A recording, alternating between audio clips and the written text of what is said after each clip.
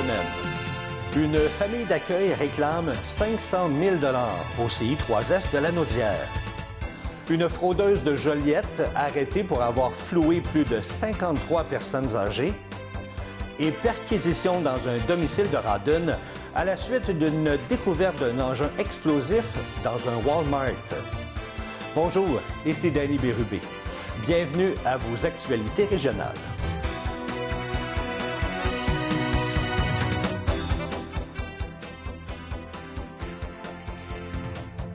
Bonjour à vous. J'espère que vous passez une agréable semaine du 15 janvier 2024. Une famille d'accueil réclame plus d'un demi-million de dollars au CI3S de Lanaudière en raison de la maltraitance et de la négligence qu'aurait subi une fillette dans les mois suivant sa naissance. Le document que le média Le Devoir a pu consulter raconte l'histoire d'une fillette actuellement âgée de moins de 4 ans qui a fait l'objet en 2021 d'un signalement à la DPJ puisque sa mère biologique n'avait pas la capacité de s'occuper d'elle en raison d'une déficience intellectuelle. La DPJ aurait placé la fillette dans une famille d'accueil avec 5 autres bambins qui auraient été maltraités puisque le ménage qui les avait accueillis était incapable de répondre à leurs besoins, selon le couple demandeur derrière cette poursuite. Ces enfants ont été privés de soins, de nourriture et de surveillance par les parents d'accueil, lesquels étaient manifestement surmenés, si bien que plusieurs enfants ont subi des préjudices corporels, toujours selon les demandeurs. La fillette est ainsi demeurée 3 mois et demi dans un foyer où elle a été mal nourrie et le couple déplore que l'intervenante de la DPJ qui avait visité le logement en 2021 avait alors noté aucune déficience dans le traitement réservé à la jeune enfant. Le rapport de la DPJ a par la suite été jugé contradictoire en 2022 par le juge de la Cour du Québec, Luc Joly, qui a plutôt conclu que le milieu où était confié l'enfant n'était pas adéquat pour les besoins de celle-ci. Et clairement, la DPJ n'a pas agi dans le meilleur intérêt de l'enfant, avait conclu le juge Joly. Après avoir fait l'objet d'un signalement pour abus physique, eh bien, la fillette a été retirée de sa première famille d'accueil. Elle a ensuite été accueillie brièvement dans 2 autres foyers avant d'être confiée à la fin de 2021 au couple de Lanaudière. Or, le couple n'aurait pas été informé par la DPJ de l'état de santé fragile de la fillette avant d'accueillir celle-ci dans leur logis. Après de nombreux obstacles auprès de la DPJ pour l'obtention de soins de santé nécessaires à la fillette et aussi à l'adoption de celle-ci, eh bien, le couple a finalement obtenu cette année un jugement de la Cour du Québec qui lui permet de s'occuper de la fillette jusqu'à ses 18 ans. Selon le document, le couple réclame ainsi un total de 558 000 en dommages moraux et punitifs au CI3S de Lanaudière pour conduite négligente et aussi malveillante de la part de la DPJ. Une présumée fraudeuse extrêmement active dans la région a été arrêtée pour fraude de type faux représentant. Bianca Letourneau, 29 ans, de Joliette, aurait sévi entre les mois de janvier et mars 2023 dans de nombreuses municipalités du Québec, dont, entre autres, Saint-Gabriel-de-Brandon, Saint-Félix-de-Valois, Joliette, Trois-Rivières, l'Assomption, Terrebonne, Drummondville et Shawinigan. Selon les informations, c'est la chevelure rouge qui aurait trahi Bianca Letourneau, puisque c'est de ce détail que se souvenait la grande majorité des victimes. La jeune femme aurait d'abord été arrêtée en flagrant délit en mars dernier, alors qu'elle venait de frauder une personne âgée de Joliette en compagnie de 2 complices. Les enquêteurs ont réuni les preuves nécessaires pour relier la présumée arnaqueuse à pas moins de 41 dossiers de fraude commis en l'espace de seulement 3 mois au début de l'année 2023. Le nombre total de victimes s'élèverait toutefois à 53 et l'âge moyen des personnes flouées est de 80 ans, selon les autorités. Avec ses deux présumés complices, Bianca Letourneau, dis-je bien, aurait utilisé le stratagème du faux représentant pour s'en mettre plein les poches. Ce type de fraude consiste à téléphoner à une personne aînée sur sa ligne résidentielle en prétextant être un représentant d'une institution financière.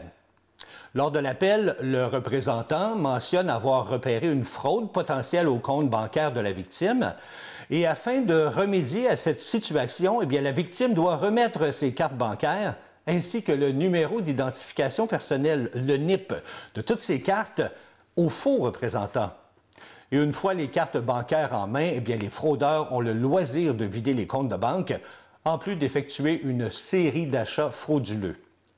Selon la police, Bianca Letourneau et ses deux complices auraient amassé pas moins de 160 000 $ sur le dos de personnes âgées et vulnérables. La police de Lévis a mené une perquisition vendredi dernier, le 12 janvier, dans un domicile de Radun, suite à la découverte au Walmart de Saint-Romuald d'un dispositif qui s'apparente à un engin explosif. On ignore pour l'instant s'il s'agissait d'un véritable engin explosif. Espérant trouver des éléments de preuve supplémentaires, 4 enquêteurs du SPVL ont fouillé la résidence d'un des 4 suspects. Les 4 suspects dans cette affaire sont Sean Clovery de Granby, Michael Bois de Sainte-Julienne, Kelly Gérard de Saint-Jacques ainsi que Nicolas Ciarlot, 33 ans, de Radun.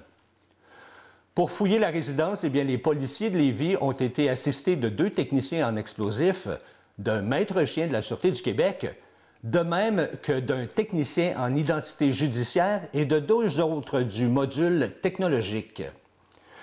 L'intervention a permis de saisir une veste par balle, des objets s'apparentant à des armes à feu et des arbalètes, ainsi qu'un pistolet à impulsion électrique et du poivre de Cayenne. Les accusés demeurent présentement détenus et doivent revenir devant le tribunal cette semaine. L'aide médicale à mourir est légale au Canada depuis 2016 et 5 ans plus tard, un élargissement des critères d'admissibilité a été approuvé pour inclure les personnes dont le seul problème médical est une maladie mentale.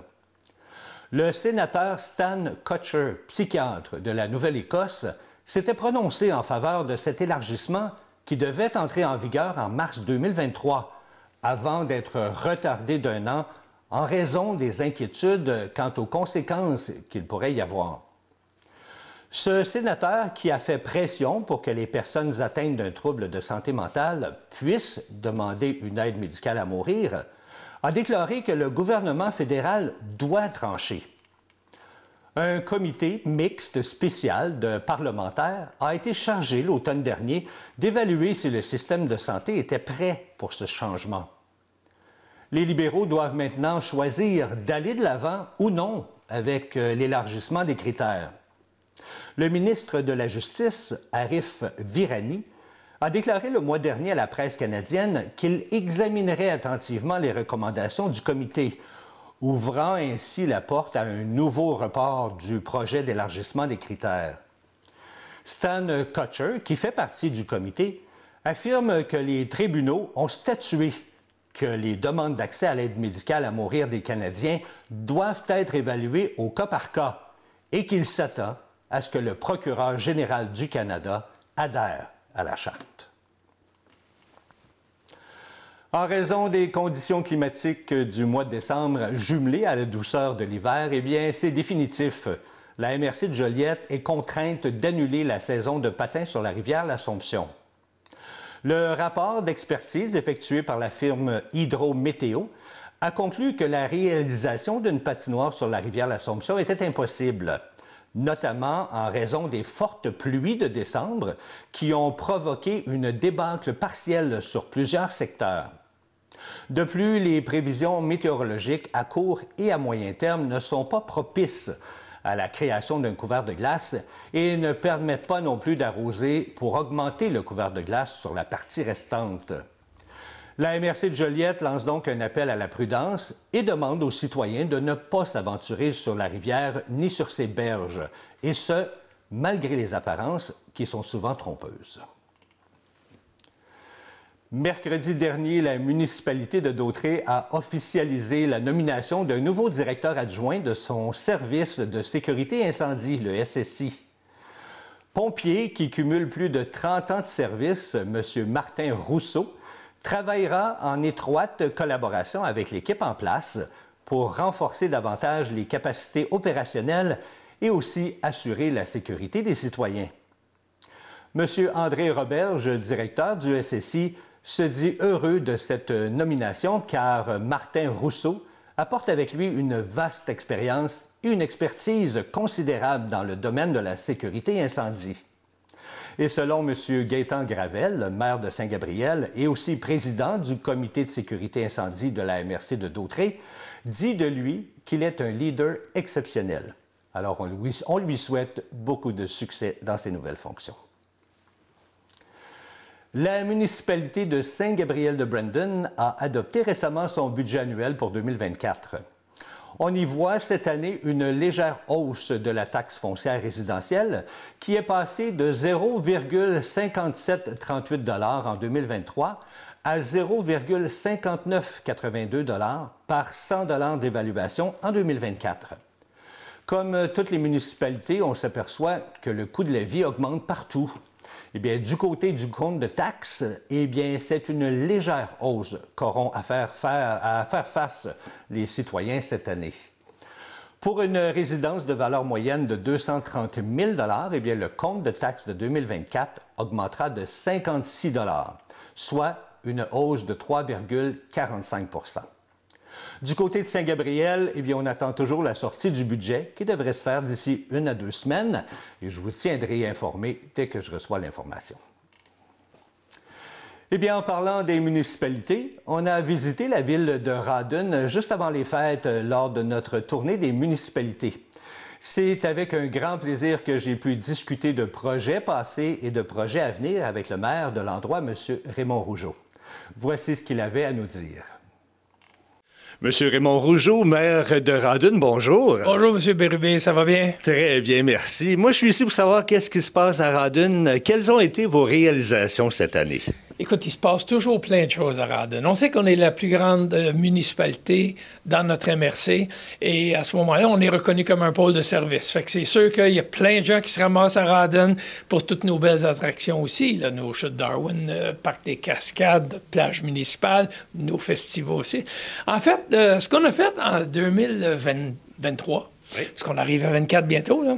En 2023, on a innové pour la première fois. On sait que Rawdon, on veut faire de notre marque de commerce un peu, être reconnu pour notre festival de Saint-Patrick. On sait qu'au nord de Montréal, mettons au nord de Québec et Montréal, on est la seule municipalité qui va fêter Saint-Patrick de la façon qu'on le fête, un peu à cause aussi des racines irlandaises qu'il y a à Rawdon. Okay. Et au début, c'était une journée. Il y avait la parade de Saint-Patrick, puis c'était tout.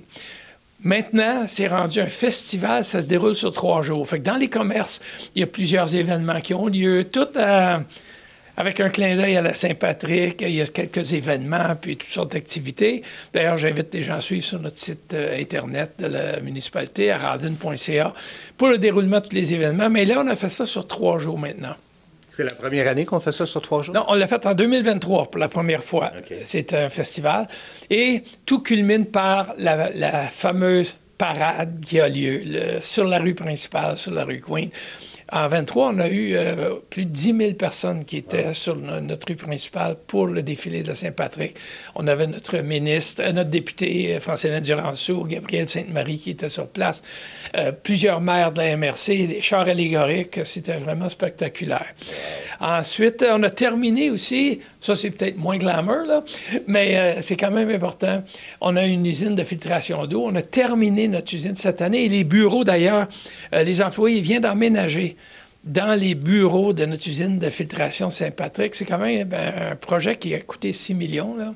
Fait que c'est pas négligeable. Les employés sont rendus là de façon permanente. J'ai visité les lieux la semaine dernière, justement. Après ça, je me suis pris des notes. On a fait notre première aussi accueil pour les nouveaux résidents de Rawdon. Ça, c'est une première. On a fait ça au mois d'octobre. Nous avons invité les nouveaux résidents, pas nécessairement qui arrivent de d'autres pays, mais qui arrivent de d'autres régions aussi.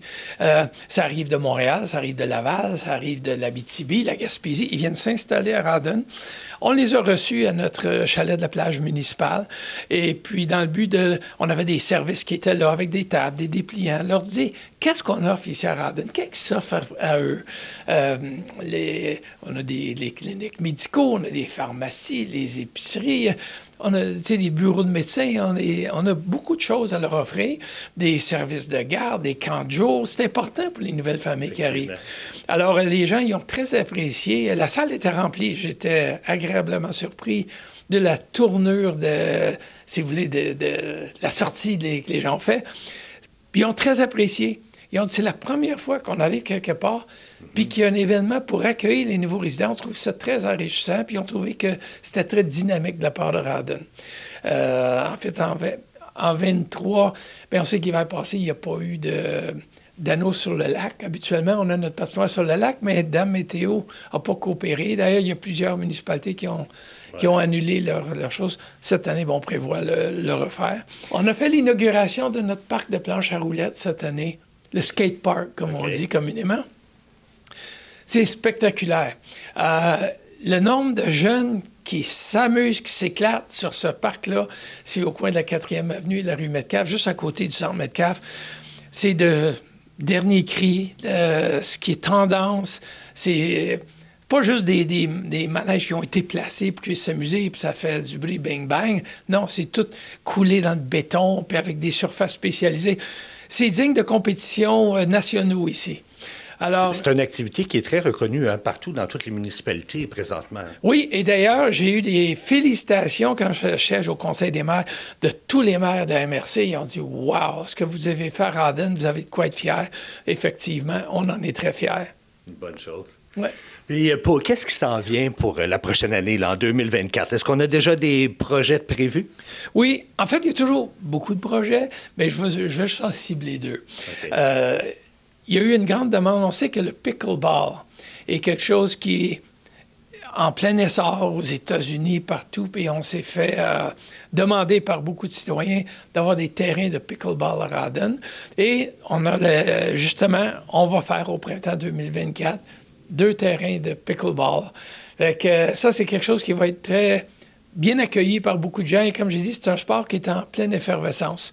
Alors, on est très fiers de pouvoir offrir ça. Et encore une fois, ça va être quelque chose de bien. Notre grand projet dont on parle depuis longtemps, c'était notre nouvelle bibliothèque. Okay. Et puis, notre salle multifonctionnelle. Parce qu'il y a eu encore une fois un mouvement, et ça fait longtemps que les gens demandent une salle communautaire, comme on dit à Rawdon. J'avais pris les engagements, d'ailleurs, dans la dernière campagne électorale, que oui, j'emmènerais ce projet-là à terme. On a travaillé avec les architectes, les ingénieurs et tout ça. Et finalement, le projet, je l'ai vu cette semaine, finalement, la présentation, l'a faite au Conseil, présentation budgétaire aussi.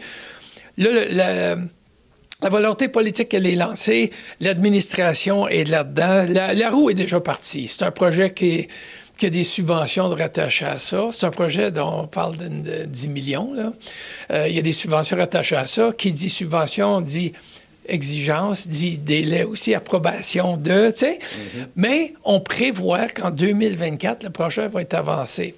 La bâtisse existante, l'ancien Rona Tintico qui est à côté du centre Metcalfe, on va le démolir. Et originalement, c'était de partir avec ça et de mettre la bâtisse aux normes et d'ajouter.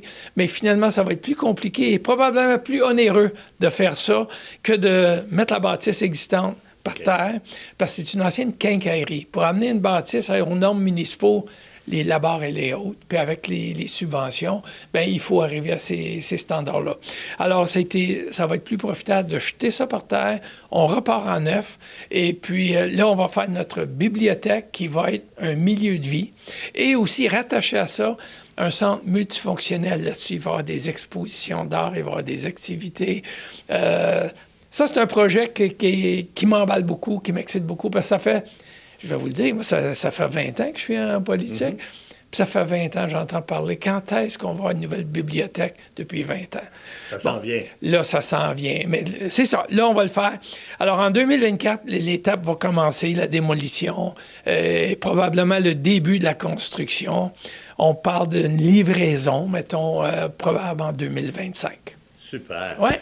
Ben, monsieur, merci beaucoup de nous avoir accueillis chez vous. Merci beaucoup. Très, très gentil. Puis on va revenir vous voir pour la suite de vos activités. Mais ça me fera plaisir. Merci. Bonne continuité. Merci. Saint-Gabriel invite la population à venir s'amuser le dimanche 28 janvier et le samedi 3 février durant les floconnades. Dès 10 heures, Cible Famille Brandon sera sur place pour la course des petits flocons, un parcours de 1 km. Puis de 11 heures à 14 heures, ce sera des activités pour les enfants et des activités sportives pour divertir toutes les familles présentes. Il y aura DJ, foyer extérieur, olympiade d'hiver, sans oublier la fameuse glissade sur la rue Monday. Le samedi 3 février, bien, on se dirige vers la patinoire Patrick Gendron dès 17 h pour une disco sur glace avec DJ Ricard, glissade dans le parc, en plus d'un spectacle de feu.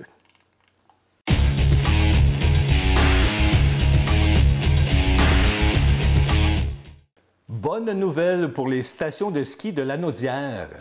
L'Association des stations de ski du Québec a dévoilé les résultats détaillés de la dernière saison. Piloté depuis maintenant 35 ans par le professeur en tourisme de l'Université du Québec à Montréal, M. Michel Archambault, ces résultats révèlent que l'industrie obtient la meilleure performance d'achalandage des 16 dernières années avec 6,6 millions de jours ski. La région de Lanaudière a bénéficié d'une hausse de 9,9 % des visites pour atteindre 417 000 jours ski. Avec des conditions d'enneigement favorables et des précipitations de neige plus élevées que la normale durant la saison dernière, eh bien, la région, qui compte 5 stations de ski, a produit 3,5 % du volume d'affaires global et 6,3 % de l'achalandage du Québec. Très bien. Eh bien, avec toute cette neige qui est tombée depuis la semaine dernière, on ne peut que s'imaginer l'enthousiasme des propriétaires de stations de ski. C'est dimanche dernier, ici à l'Arena Family Prix de Saint-Gabriel, que les Loups ont finalement remporté leur partie 6-5 contre les Southbeck Express de Bedford. Une partie qui fut toute très serrée et qui s'est terminée 5-5 après la troisième période. Mais les Loups ont réussi à remporter la partie grâce au but marqué par le numéro 13, William Duperron, lors des tirs de barrage. Les Loups auront en masse le temps de se reposer pour les prochaines semaines car leur prochaine partie est seulement que le dimanche 4 février. Ils joueront contre les coureurs des Bois de Cowansville au pavillon des sports Roland Désourdis. Voilà, c'est ce qui complète vos actualités régionales. Si vous avez été témoin d'une nouvelle, alors faites-nous le savoir en nous écrivant ici à CTB TV. Cette semaine, ne manquez pas l'émission Chacun son refrain. M. Gilles Comeau reçoit le chanteur Luc Piché. C'était Danny Bérubé pour vos actualités régionales. Je vous souhaite une excellente journée.